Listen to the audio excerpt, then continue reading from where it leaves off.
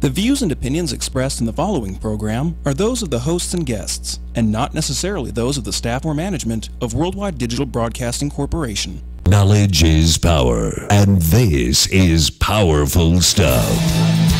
Wellness Education Cannabis Advocates of Nevada present the We Can 702 Nevada Cannabis News Hour with the We Can radio team.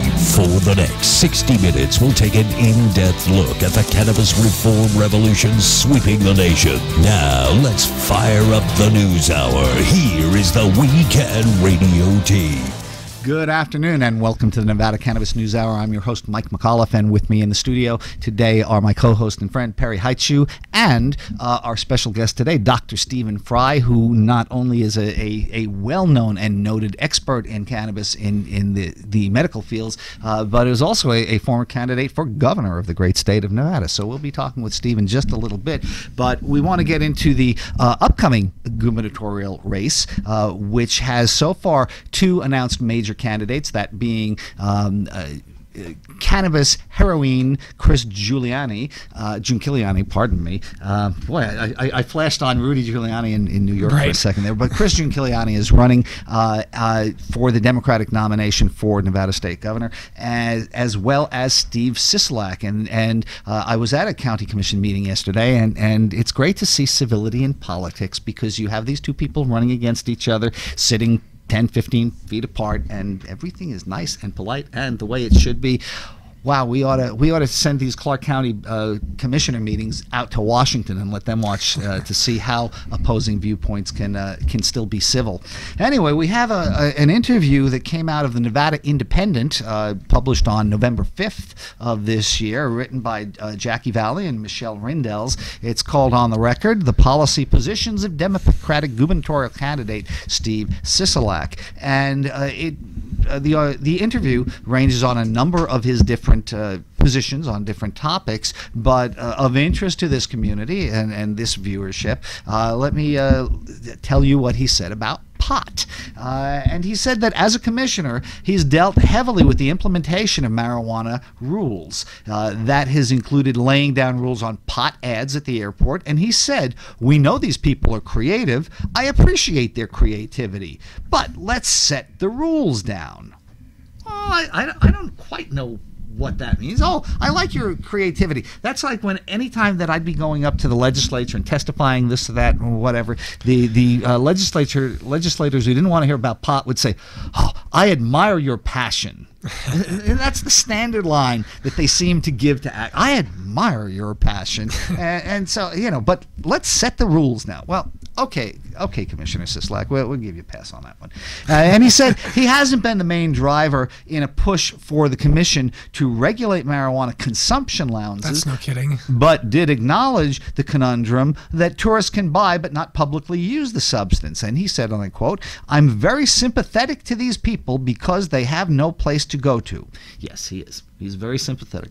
Not enough to do anything, but he's very sympathetic. Okay, even so, Commissioner Sisolak doesn't feel a sense of urgency to wade into the consumption lounge debate quite yet. He says, "I think it's too early. I'm open to looking at it as time goes by and we get a better handle on this industry." Just the classic kick the can down the road thing.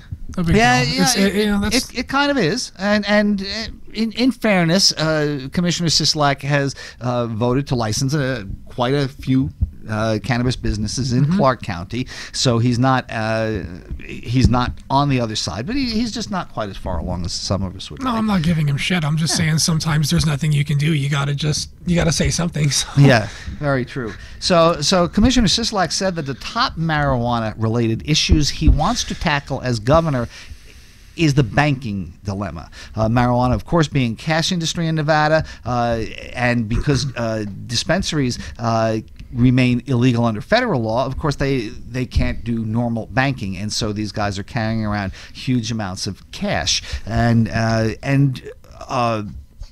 would say on this article, Commissioner Sisolak is not the only one that I've seen recently calling for in Nevada to be setting up a bank. our friend of the show, State Senator Dick Siegelbaum, said, or actually tweeted out just several days ago, that one of his priorities, if he is elected into the Clark County Commission, is to set up a marijuana bank here in Nevada. And I would think it couldn't actually be a bank. It would have to be more along the lines of a credit union to pass muster. But we have several different politicians on at least the Democratic side looking to resolve this banking issue here in Nevada without waiting for the Senate to change the laws. So that's good to see here locally. And we have, speaking of the federal government, we have an interview with Dina Titus here too. Well, yes, we do. This is from another contributor who we so often quote, Tom Engel, and this is out of Forbes.com. And Congresswoman Dina Titus, well, ever since she voted for the marijuana legalization measure on Nevada's ballot about a year ago, she has been fighting on Capitol Hill to get the federal government to respect the decision that she and a majority of her constituents have made to end prohibition. The Las Vegas Democrat has sponsored or signed onto bills and amendments that would protect state laws from Justice Department interference, allow marijuana businesses to use banks, and let military veterans access medical cannabis recommendations through government doctors, among others. Now, the problem with that is, as much as we commend her for her not forward thinking, just her wanting to figure this out or try to force the issue. The Republican-controlled Ways and Means, or not even the Ways and Means Committee. It's who is this? The House Rules Committee. Yeah, but it's coming down from Paul Ryan. Yeah, but they won't. They're not allowing any of the amendments or any marijuana-related amendments or bills to be heard on the House floor. So it's kind of difficult to get a vote on something when the people who are in control of that procedural process won't allow it to happen. So they're kind of stuck until further notice, unfortunately. And that kind of brings up the idea of that, of not the idea, but the problem of marijuana in casinos, marijuana casino owners owning pieces of the business and things like that. And basically, Dina Titus's idea is that until the federal law changes, you're not really going to see big movement on this. So she's just going to keep kind of banging that drum and keep kind of grinding them down, and hope that I guess we can only hope that polling prevails in a situation like this, and that the people in power on the Republican side have no choice but to admit that a lot of their constituents are also on board and not make this such a partisan issue. And we'll get to a story just a little bit later on about some Republicans who are coming on board. And there's plenty of them. Oh yeah, yeah. And in this issue, what I really or this article, what I really took to it was the end of the article where Representative Titus believes it is important that she tailor her pitch when trying to convince fellow members of Congress to support cannabis legislation. And she said, "You make the argument based on who you're talking to. Sure. Some believe it's a criminal justice issue. Others believe it's a states' rights issue. Others see it as a medical opportunity issue. You've got a few who are just old stone hippies who want to do it." Well, that's really great. I would love to know which representatives of the United States Congress that Dina Titus is talking to who are old stone hippies who just want to do it. I want to talk to those representatives. Well, we'll see. But she's absolutely right there, and I think it's something that so many of us in the activist community have failed to do over the years, which is to tailor our pitch. Too often we have our stock speech like a politician's stump speech, where we hit our points, and without realizing that 90% of what we're saying is glossing over the other side because they're just not knowledgeable or interested in it. So you do have to tailor your approach, and that just means you have to know a little more about what you're doing there. So anyway, we're going to take a quick break. We'll be right back.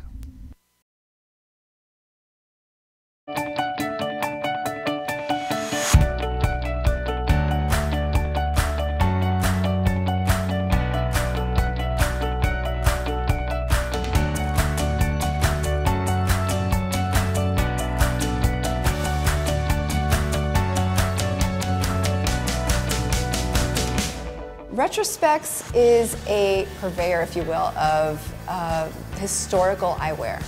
Retrospects is located on the second floor, right across from the chandelier bar. So when you look at our store from the outside, it looks like there isn't much going on in here. And then you open the drawers. We actually carry authentic pieces from the late 1890s to the 1990s. We have almost 3,000 pieces in here. It's like a treasure trove reveal. We do have a collection of new glasses that we have reproduced ourselves. It's called the Cuthbert and Chen collection. The safe is our jewel. It's our baby. We love it. It's from 1903, weighs as much as a car, is solid steel. We use the safe to hold our most precious pieces, our museum collection, if you will. People come in to find glasses that are not something they're going to find everywhere else, not something all their friends are wearing, and something that they can tell that story. We sell stories as much as we sell glasses. We have pieces that we can associate with very famous people from history, movies, special events that happened in the past. And some of the favorites are the Ray-Ban shooter that Johnny Depp wore in Fear and Loathing of Las Vegas, the beautiful frame France Parisian plastic aviator worn by Bruce Lee in Enter the Dragon.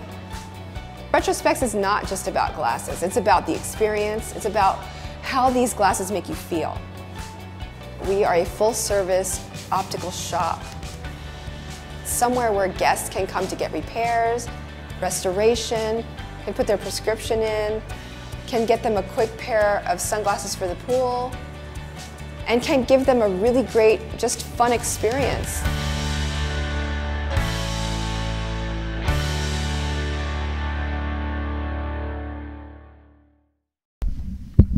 And welcome back to the Nevada Cannabis News Hour.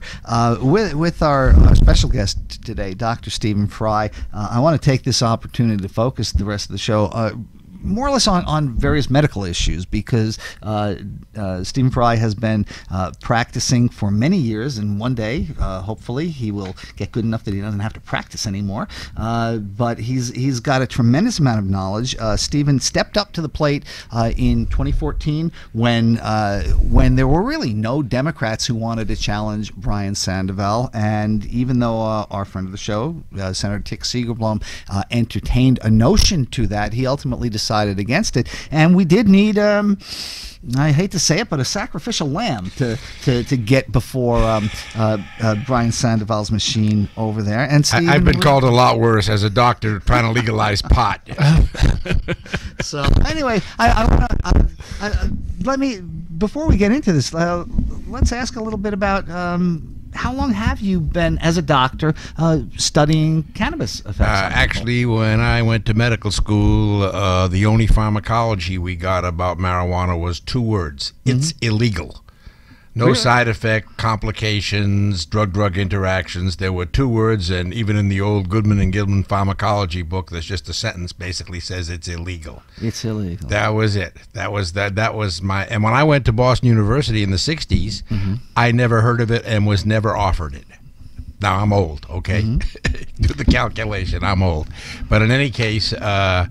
I was an intern in San Francisco General Hospital in the summer of love, 1968. One of the luckiest breaks of my life. That was fantastic.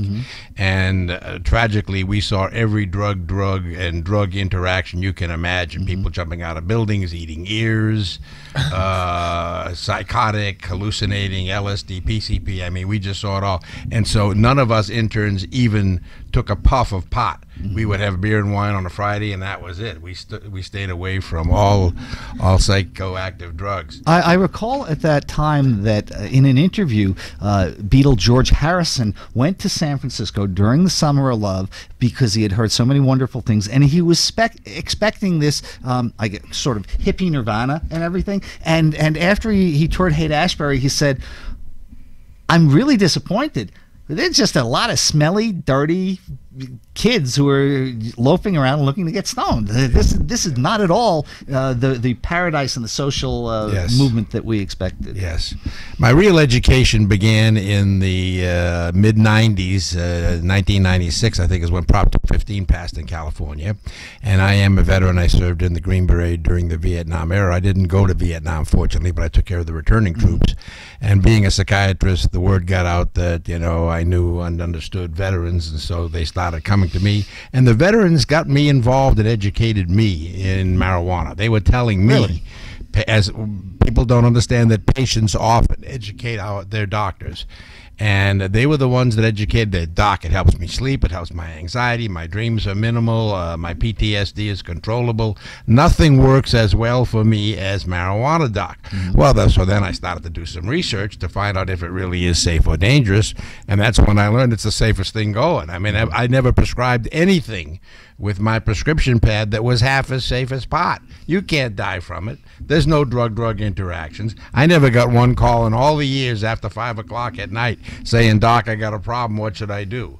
So it was my veterans that trained me about the incredible medicinal value of cannabis. And from then on, I became an activist. And, of course, people in those days accused me of being the crazy doctor that's trying to get our kids addicted.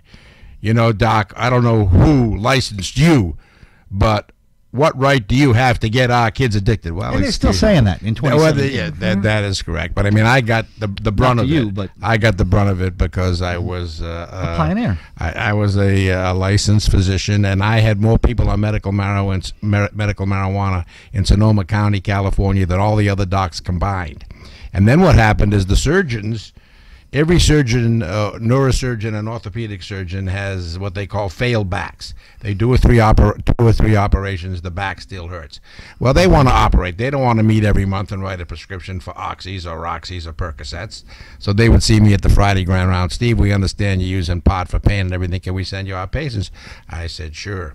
So they would send me the patients, and I would use the marijuana with a combination of Valium, which is very good for muscle spasms and tranquilization, and some safe sleep medication, non-benzo,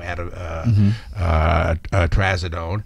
And the patients either got completely off the opiates or they cut it in half. I never had one overdose. I never had one person die on it. All I know is they were happy. As a matter of fact, they would bring me at Christmas time, they would bring me trays of Alice B. Tokeless brownies. Great.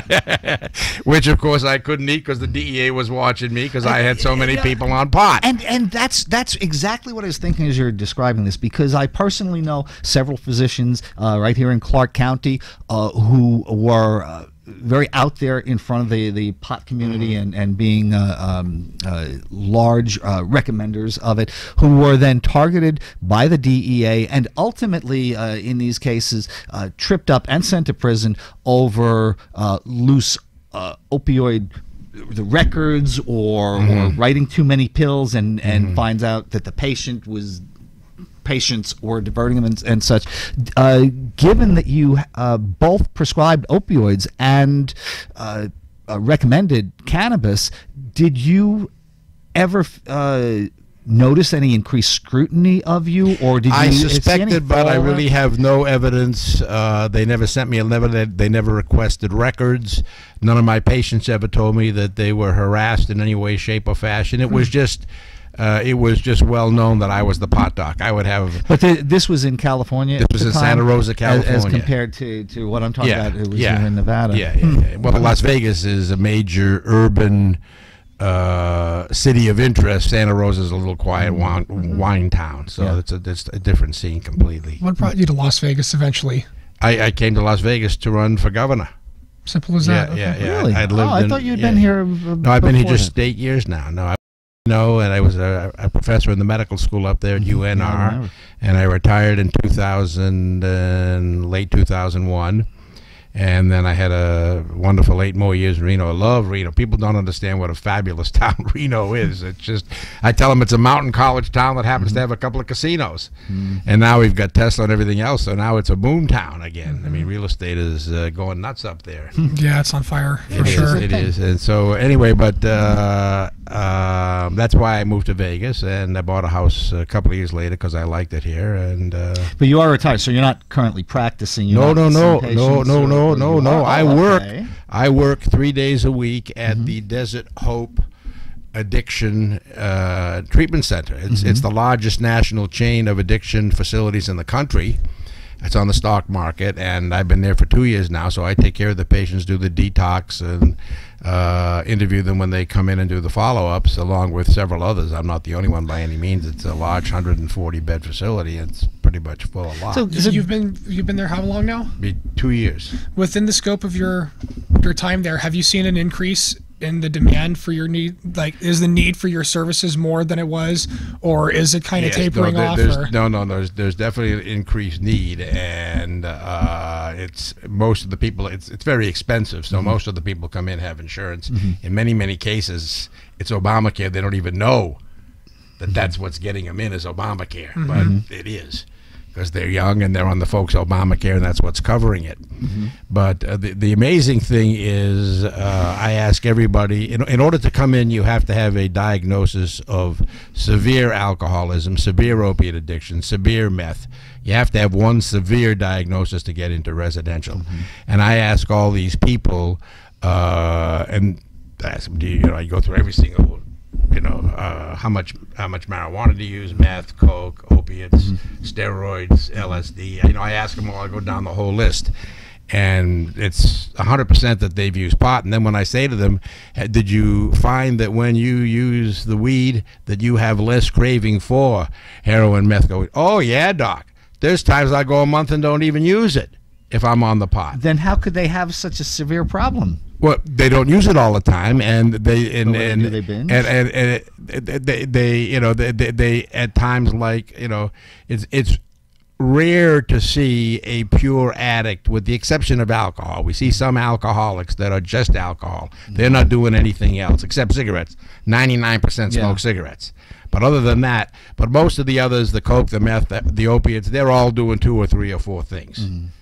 And so, they just, and the idea that medical doctors are the main cause for our opiate epidemic is really ridiculous. I would think there's a small percentage, a small percentage, absolutely, but the drug war is the main problem that's caused our opiate drug war addiction. and the pharmaceutical companies who are pushing billions of pills out. But even so, the vast majority are the street people that just got addicted and dropped out of high school and wanted to party, and then discovered they just couldn't get off, and they're in trouble. And what happens with the opiate users is they have a legitimate cause of pain, a car accident, an orthopedic surgery, and the doc puts them on the opiates, and 6 months later the doc says, we got to get you off this now, we can't keep you. So then what they do is they buy the pills on the street, and they then discover it's much cheaper to take the heroin than the pills, and so that's how they transition over. So let me ask, since you're working for an addiction recovery place, right? And you have all this experience in cannabis, what is their view about pot? Because everything that I've read in most places, they see pot as just as evil, or there's still a gateway theory and all that stuff. Factor to the problem. Correct. And as a matter of fact, somebody from corporate had a little talk with me, because the word quickly got out. You tell one patient, don't discuss it with anybody else, but they discuss it with everybody. As soon as the doc said that pot could help me reduce my craving. All right. So what I do is, to avoid that, is I say to them, when you use the marijuana and you had a decreased craving for opiates, what did you learn? And so they'll then say, well, I learned that it helps reduce my craving for opiates. I said, and did you ever have a problem with the pot? And the answer is universally no. I said, did you ever know anybody die from pot? And the answer is usually universally no. Did you ever know anybody overdose on pot? No. I said, well, what did you learn in terms of your own life? And then I mark in the record that I asked them, and I asked them what they learned. So without my actually telling them, you're leading them to the conclusion. You're leading them. I led them to the conclusion that for them, pot is invaluable medicine that is going to help them, because we see a lot of relapses. Of course, it's a relapsing condition. That's the worst part of it. Well, I don't know that if that's as much about the opioids themselves as it is about addictive natures and addictive personalities. That I can't get around it. I had a friend, and he had this sister, and she was so beautiful, and she was just hopelessly addicted to dope. And finally, when you're a youth and you're below the age of 18, the system treats you like a victim. And then when you transition to when you're 18, you're all of a sudden a criminal. So when she transitioned into the adult system, she couldn't find her way, and she ended up doing over a year at one consecutive point for all these probation violations. And long story longer, the day she got out, you would think, oh, all that time to think, all that time to clean up, all that time to detox, all that time to think about, what about my next high? And that's really what it was. The day she got out, right to the dope right away. Failed her first drug test, right back in.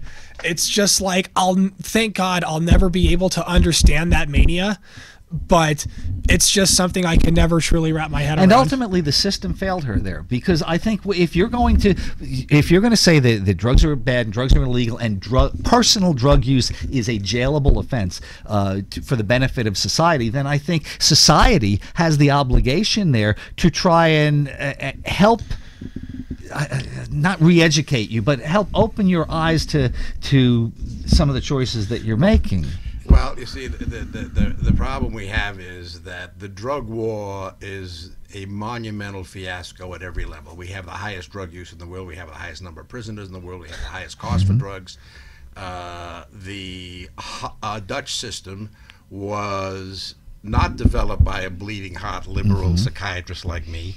It was developed by Dr. Luke Hulsmann, who was a criminologist. He was the one that said, putting people in prisons for substance abuse will accomplish nothing except destroying their lives. And we have done that millions and millions of times.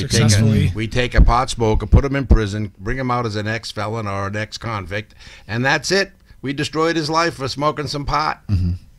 It's unbelievable. So the criminologist was absolutely right, and the Netherlands keeps closing prisons.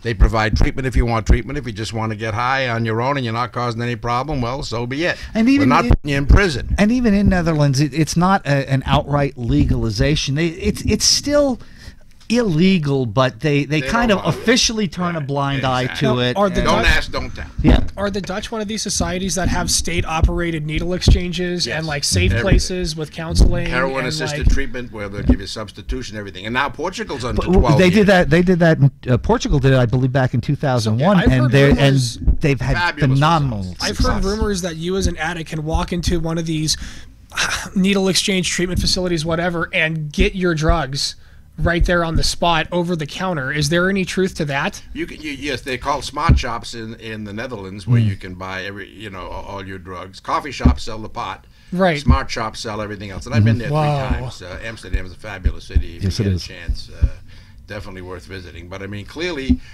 putting people in prison accomplishes nothing. And I worked in the northern, when I was a citizen lobbyist, where we got medical marijuana passed a couple of years back up in Carson City with Tick Sigerbloom. I got an email one day, urgent need for psychiatrists in Carson City. Well, I knew it was the prison. You can only talk a few minutes a couple of times a week to the legislators. You don't want to be a pain. Right. So I took the job in the prison, and lo and behold, there's as much drugs in prison as there are on the streets. No one ever one time asked me. I walked in every single day. I had to put my keys and everything metal in a plastic bowl, just like the airport, and walk through the metal detector. Not one time did anybody ask me or anybody else, do you have any docs? Not one time was there any drugs. Not one time was there a drug sniffing dog. So the drugs are rampant. We treated overdoses in the prison. So, I mean, this whole thing is such a monumental fiasco. It's crazy.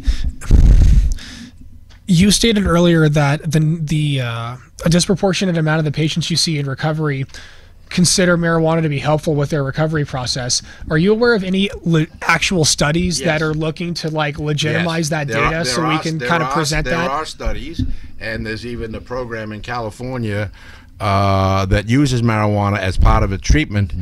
It's got a bad name. The name of the program is High Sobriety, which is probably the worst name you could have but picked. It comes out of California and Hollywood High Society. Yeah, I understand. But I mean, there's no doubt in my mind that it should be promoted as an invaluable, inexpensive, safe treatment for addicts. Well, high sobriety, I just got to riff on that for a moment. I think we in this community ought to take that as our own mantra, because there are a lot of people who on the right sativas feel very clear-headed and everything, and they don't do anything. They're sober and everything else, and they see cannabis as not an intoxicant but an enlightenment device. Absolutely. So I think you could achieve high society every day at 420 if you wanted. High sobriety. High sobriety. Okay, and make your way into high society. Yeah. Okay, I would like to believe that people in your line of work, the people who own your facility, have a legitimate concern for the community, and it's not just all about, even though it's a publicly traded corporation, you want to believe that they're there really to help people. And if the data is there that would potentially prove that this treatment would help people, like, do you believe that the people in power in those organizations are potentially afraid of that inevitability? Like, or is there any trepidation to embracing that if the data was there? No, I just think it's I think that's more sophisticated than the thinking is. I just think that the standard wisdom in the United States is still that the propaganda is still there that marijuana is a dangerous, addictive drug. And it's a moral failing. And we are not going to add one more dangerous, addictive drug to an addict's protocol.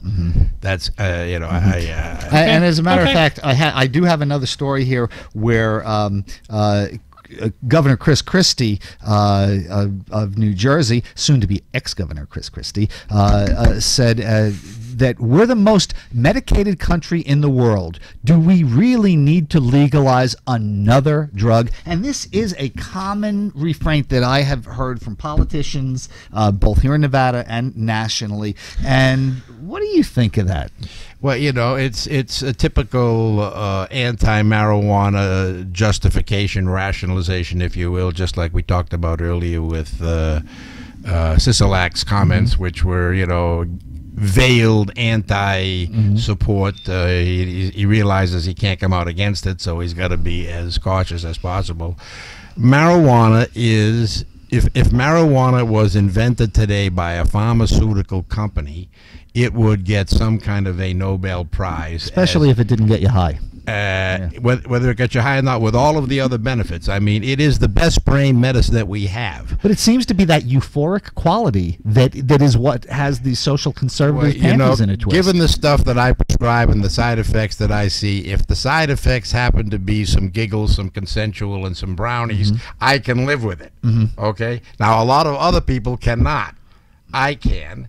If people happen to get happy on something that's incredibly safer than alcohol, which is the same reason they drink it, then I'm happy with it. So I think that it's amazing medication, and a study came out of Israel a year and a half ago where they were using it in Israeli nursing homes. This was a controlled study. Israel and other countries are so far ahead of us on this, it's ridiculous. I mean, we're still in the dark ages. Of course, Dr. Raphael Mechoulam at the University of Tel Aviv in 1964 was the first person to isolate the THC molecule after he'd already been working some years to isolate CBD and some of the other I didn't even know that history. But anyway, in Israel, back to the current time, clinically significantly, so they were using it in nursing homes for people with Alzheimer's who have aggressive outbursts, and we really have no good treatment for it because the atypical antipsychotics have a black box warning that it increases deaths in seniors with Alzheimer's, and there's nothing else that's good. And so they put them on the marijuana for this, and lo and behold, they found not only did it do a phenomenal job for the outbursts, but it was a great aid for sleep, a great aid for appetite, a great aid for anxiety, a great aid for stability and walking around. I mean, they're now using it routinely in nursing homes in Israel. Routinely. You know, and you're talking about reducing anxiety. One of the that I've heard from people who have consumed cannabis over many years is that paranoia and anxiety wave that can hit them when they consume. And I've got to say, though, that over the past few months, this year now, as I've been talking to some of these people and others and asking them about that, they don't get that anymore. And so it seems to be, to me, anecdotally, to be less of a psychological, physiological response in the brain than it is the fact that these people no longer have that nagging doubt in the back of their mind that the police are going to bust in the door after they just lit their joint up. And so they don't have that and I think predisposition for paranoia. My opinion on that is most of it is due to people not knowing, and they'll take a joint and they'll take 7 or 10 puffs in a row quickly, and they've OD'd. They basically have overdosed on it. And so what I advise everybody, which I've been doing for years, is you take a puff and you wait 5 minutes by your watch. and then you take another puff and you wait another 5 minutes, and you'll know when it hits your head, and then you've established your dose for that batch. So if you've got that batch and 4 puffs is your dose for that batch, the next time you don't have to wait the 5 minutes because you've established the dose for that batch is 4 puffs. Right. And you're good. And the people that just, so that's just for starting out. Every time you try a new strain, you should be waiting that 5 minutes. Otherwise, I mean, now you go into these dispensaries, they get 75% concentrations. Yeah, the shatters and the waxes. It's and unbelievable. Stuff, I mean, I took a look at that label. I said, "Whoa! I remember when 7% was hot." Yeah, I've been concerned about that. Like, if you have people who smoke dabs and do that for like, if you smoke a dab for your very first time smoking cannabis, I don't believe that it would be an enjoyable experience for most people. Well, I think it would be like completely overwhelming, and it would almost probably turn them off to it. Kind of like if you wanted to scare a child or a young person into not drinking and encourage them to drink to the point to where they got sick, it would be the same kind of response. Like, you know, you overdid it on your first time to the point to where you're afraid of it. Story just this morning about Jeopardy host Alex Trebek, who had come to California on some visit or whatever, went to a friend's house for a party, and the friend had a whole plate of brownies, and Alex Trebek says he's a chocoholic, and so he ate about half a dozen of the brownies, and this was on a Friday evening, and he found out that they were pot brownies, and he said he didn't sober up until Sunday afternoon, and so that's a long time. And I absolutely understand that if people have that kind of experience, they're going to be gun shy thereafter. Yes, people need to be educated about first use and how to pace yourself and figure out what and everybody's brain is different. So the same batch, he may need 2 puffs, you may need 3 puffs, I may need 5 puffs. But you got to establish what the batch is in order to get the proper desired effect, instead of the paranoia and, oh, what's going on? Whoa, am I passing out? Am I dizzy? What's happening here? I mean, I think Stephen just said that he's got a higher tolerance to pot than either you and I do. We'll have to experiment and do a test. Out, yeah, thank you. But what we do have to do is visit our sponsors, and we'll be right back.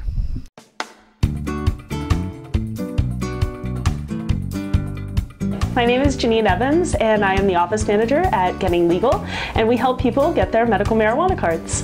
Anyone can be approved for a medical marijuana card as long as they have a pre-existing medical condition. The medical conditions recognized in Nevada include severe pain, severe nausea, muscle spasms, seizures, glaucoma, cancer, HIV or AIDS, and post-traumatic stress disorder. Our staff helps every patient determine before they come in for a visit whether or not they will qualify. We take care of the whole process of getting a medical marijuana card from the state of Nevada from start to finish. Our services include paperwork processing, a physician's visit, notary services. All of our patients pick up their approval letters right here in our office. We make it fast, simple, and easy. During your consultation, we will discuss different products available at the dispensaries, such as edibles, lotions, and concentrates. We will also discuss different ways to medicate, such as smoking or vaporizing. You will receive a separate identification card identifying you as a medical marijuana patient. This is used to enter the dispensaries and only to enter the dispensaries. Every veteran receives a discount off of the full price of their card. We also offer discounts to anyone working within the medical marijuana industry. All you need to do is call 702-979-9999, and a member of our friendly staff will help you schedule an appointment.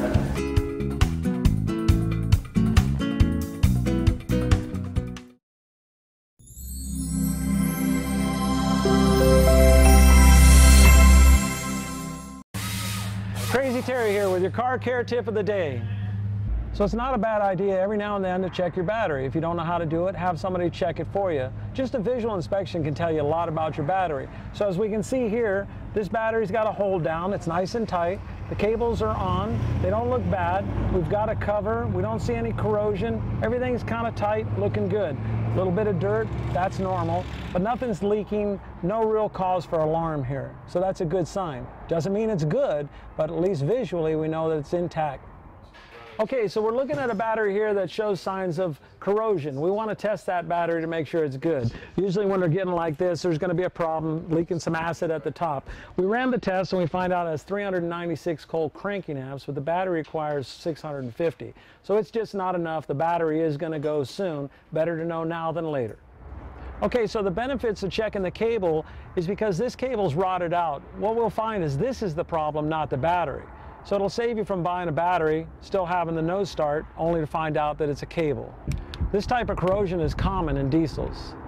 Okay, so we're getting ready to jump the car, but we have to have some battery cables. And we have to check those too before we hook them up to the battery. So here we have our standard set of battery cables. We just look them over, see if the ends are frayed, if everything's connected all right. Everything looks good here. Wouldn't hurt to check the rest of the cable just to make sure the dog didn't get it and chew it up. We have red and black. Red's positive, black's negative. You always want to hook the positive up first and then the negative. And I'll show you how that's done right now. Keep these off to the side so they're not touching each other. Hook up your positive. You can find that right here by the plus sign, the negative sign. Plus is positive, red.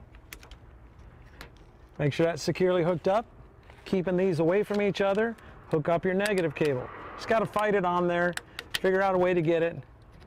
Wiggle it a little bit so it ensures a good connection. Now you're transferring voltage. If I hit these two together, we're going to spark. Kind of want to avoid that. Won't kill you. Kind of fun. A lot of people think if they can turn the headlights on, the battery's fine. That's not always the case. It takes very little amperage to turn a light on, but it takes a lot of amperage to start the starter.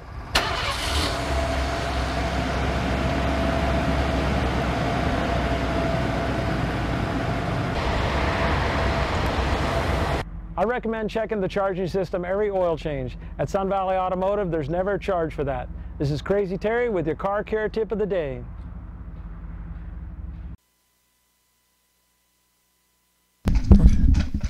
And welcome back to the Nevada Cannabis News Hour. We're still here with our very special guest, Dr. Stephen Frye, and we're talking about the effects of cannabis on patients that have been victimized by the opioid epidemic, among other things. Absolutely, and I think that's everything that I see says that that is one of the most important issues facing the country today, aside from the crazy man with the finger on the nuclear button. But that's a different issue. But anyway, actually, I think marijuana would be very beneficial for him. You know, I think say, it would be.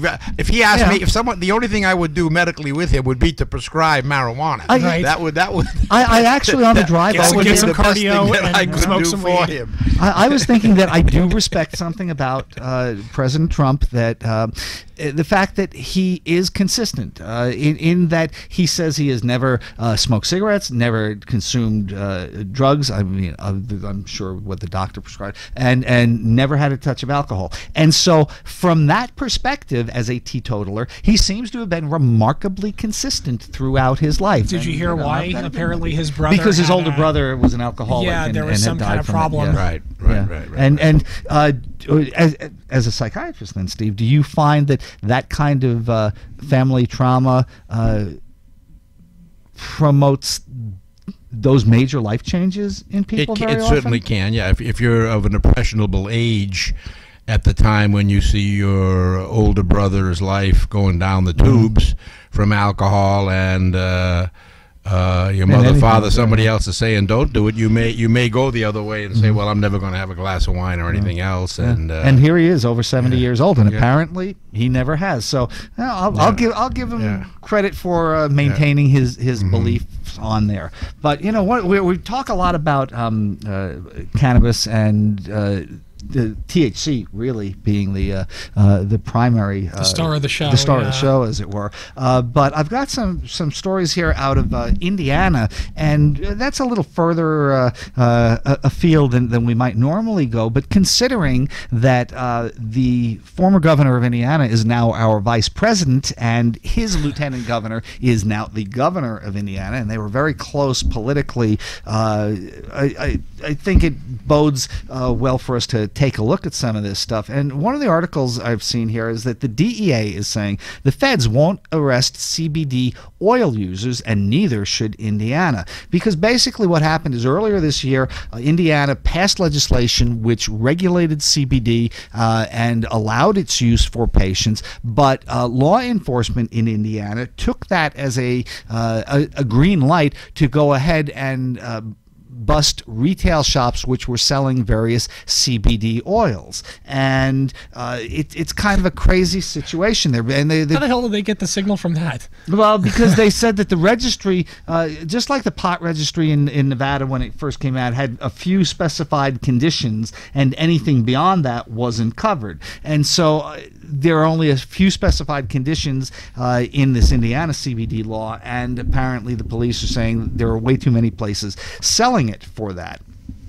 So, as most news stories start out, and this comes from WTHR and writer Bob Segal in Indianapolis, and it starts out with the human interest aspect about a father who felt something wrong with his 11-month-old baby, and the doctors confirmed it was a tumor, it was cancer, and all that. And then apparently after the surgeries, the child was in great pain, was always screaming, this and that and everything. Then none of the pharmaceuticals seemed to work. And then, I'll pick up from the article here, that's when Zori's parents heard about CBD oil, an herbal supplement derived from cannabis plants. Friends told the Wampler family that CBD oil can calm nerves and effectively treat pain. So Scott and Victoria decided to give a few drops to their son, hoping it would reduce his pain with far fewer side effects than the pain medication prescribed by doctors. They did not expect what happened next. And explains Victoria, he just changed instantly. He was so calm, he was so relieved, he was just happy. It was magical to see him out of pain. That's great, right? That's great that you got something working for kids. Terrific.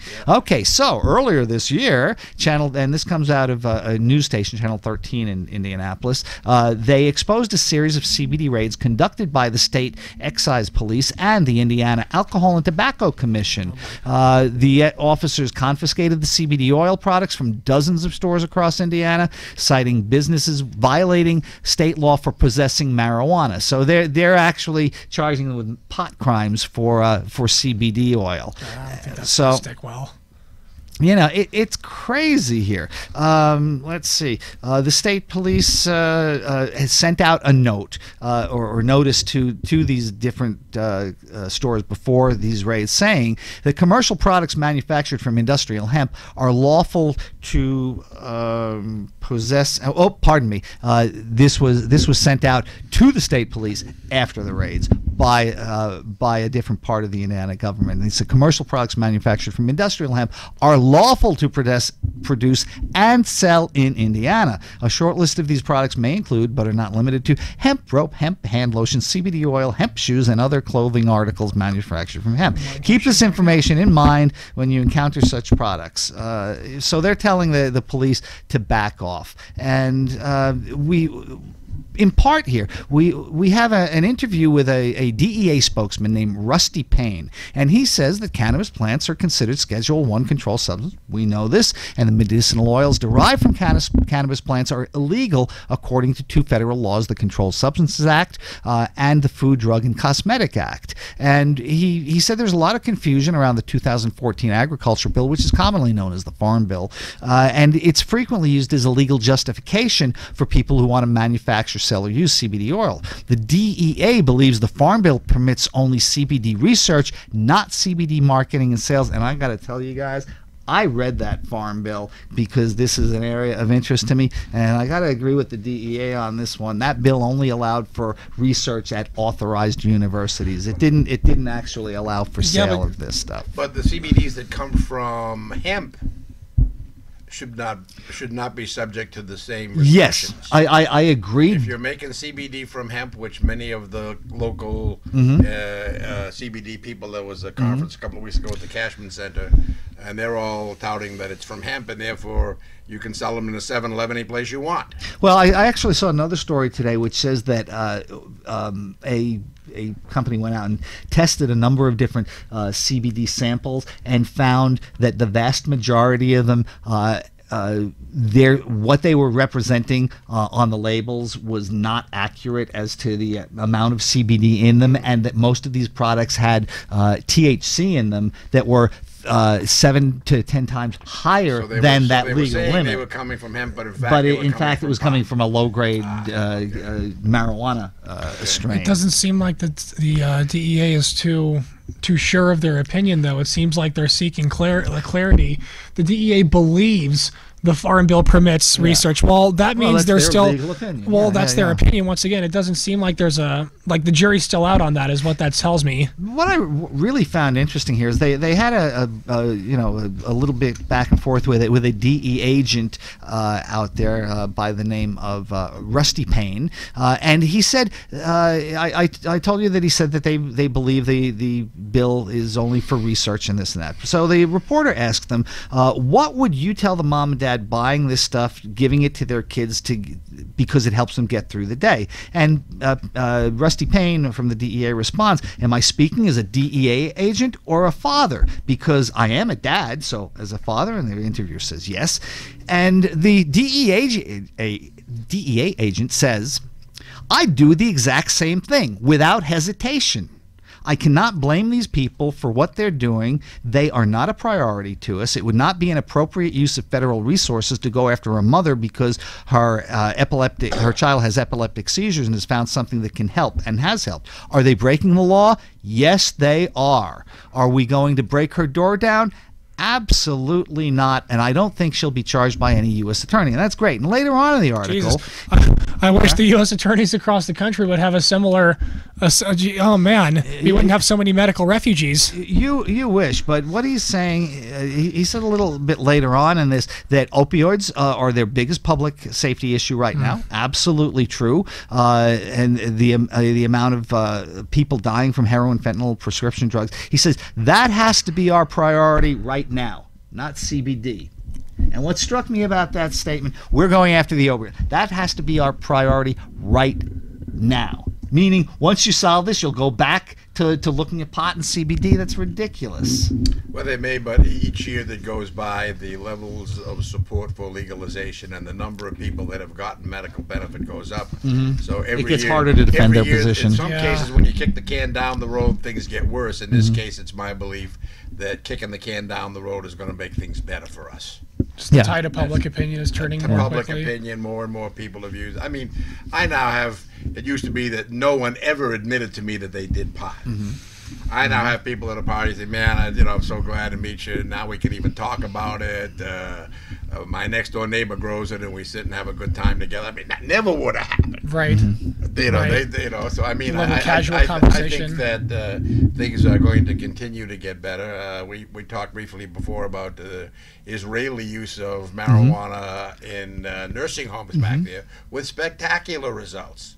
Absolutely, they made it routine. It's being used. If anybody wants to have a good time, just Google Israeli marijuana use in nursing homes. And so it seems that as more research is finally being done, a lot has been done over the decades, but more and more is being done, and it seems that they're coming up with even more potential uses for cannabis. And I hear about using it to stop smoking. What can you tell us about that, Stephen?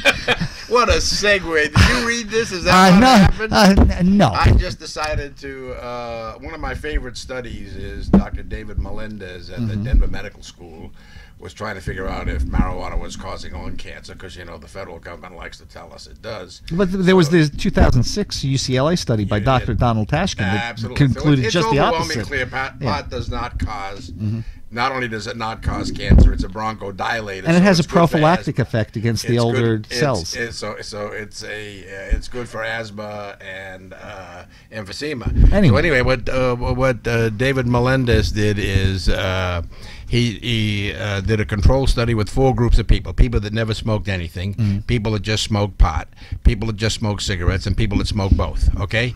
Now what he found was there is a very low level of lung cancer among non-smokers, and the pot smokers had that exact same level of very low cancer as the non-smokers, which means pot does not cause cancer. Right. The amazing finding was that the people that smoked cigarettes and smoked pot had less lung cancer than the people that just smoked cigarettes, which means that not only is pot not causing cancer, it's carcinoprotective. Mm-hmm. And I understand that the methodology by which that happens, which was studied at the University of Virginia in 1973, University of Madrid in 2009, is it's a mechanism called autophagic cell death, and apparently something in the cannabinoids prevents the cancerous cells and the tumors from latching onto a blood supply, which is the first step towards growing. It's giving their nutrients, and that something in the cannabinoids is preventing that from happening. And it's amazing that this was studied over 40 years ago. Yeah. And the U.S. government suppressed those results. Absolutely. Well, you know, they don't want people to know about studies that are done in other countries, and the law prevents us from doing studies. Therefore, they can continue to tell the great lie that it's a dangerous, addictive, gateway drug. It's not dangerous, it's not addictive, and it's not a gateway. Yeah. So it's all a lie. So we have in the past 30 years or so. Roughly a 30% drop in cigarette smoking, and a lot of that is to do with public education more than anything. But that still means that other 70% is puffing away, and we're breathing in their secondhand smoke. And so how do we use cannabis to get rid of that? To see if, because I know that it's good for all the other addictions, and I was curious, so I just on the way over here stopped in the library. In fact, there is some research that shows that cannabis can help you quit smoking, just like with all the other addictions. It reduces the craving for cigarettes. So sell your stock in cigarette companies and buy stock in marijuana. So then, Constellation, since they're investing in cannabis, did you hear about that? Yeah. Oh yes, absolutely. The beer company is Constellation. No, it's Constellation Distribution Corporation bought into a 9% stock in a Canadian. That's right. It's Ontario Toronto Holdings Company. Their symbol is weed. If you want to look up who Constellation is investing in, ticker symbol WEED. But I thought that was very, very interesting. Okay, you know, we're almost out of time here, and I've got one more thing I'd love to talk to you quickly about here, and we mentioned it. We were talking about it just this morning, and there's a study that has come out that says as epidemic ranges, ER study finds opioids better than Advil and Tylenol. No better, pardon me. Than Advil and Tylenol. That makes a difference. And it says in a randomized double-blind clinical trial, which is the gold standard of trials, apparently, combinations of Advil and Tylenol were just as effective at treating patients with acute pain as 3 other painkiller combinations containing opioids. And you know, they had I'm looking for it right here. Okay, what they did was 400 milligrams of ibuprofen and 1,000 milligrams of acetaminophen, or 5 milligrams of oxycodone, 325 of acetaminophen, or 5 milligrams of hydrocodone, 300 milligrams of acetaminophen. I see a common thread of acetaminophen there, and the final one being codeine, 300 milligrams of acetaminophen with it. So it seems that acetaminophen is the common factor. Advil, when I was a med student, ibuprofen, also called Advil, was a prescription drug, and I used it all the time in my chronic pain patients that were sent to me by the orthopedic and neurosurgeons that had bad backs. And it's an incredible drug. I want to look up this study because it's really good to know that the combination is more powerful, and 400 milligrams is half the prescription dose. The maximum dose of ibuprofen is 3,200 a day. So 400 is nothing. Usually we use 600 or 800 3 times a day. Fascinating information. Well, without actually looking at the amount that I would need to take. Last night I had a splitting headache, and I read this thing a couple hours before, and so I went into the medicine cabinet, and I grabbed an Advil, I grabbed a Tylenol, took them, and I was amazed at how quickly that headache went away. Had no prior expectation of. So things like this, things like using cannabis to reduce the cravings, these seem to be very common sense ways out of an addiction problem that's killing 50,000 Americans a year. Absolutely, I'm with you. So, unfortunately, unfortunately, I think we're just about We're about out of time. so- But let me ask, for people who have problems, presumably with other substances, and you're working with an addiction treatment place, if people needed to reach out and needed some services. Well, I'm semi-retired, so I work 3 days a week. I don't have a private practice. They can just go to the American Addiction Center. The facility here is called Desert Hope, and they just have to go through the admission process, and it's quite expensive if you don't have insurance, but it is a quality program, and I certainly would recommend it. And I want to thank you for inviting me back. You bet. Always a pleasure to have look forward to having you back a good soon. informed discussion, and I look forward to coming back again. We're looking forward to having you. We have so many more questions. I wish we had another hour. So I'm available. Thank you so much. All right. And with that, I think, as you said, we're about out of time for this episode. And thanks for sticking with us. And we will see you next time with more Nevada Cannabis News.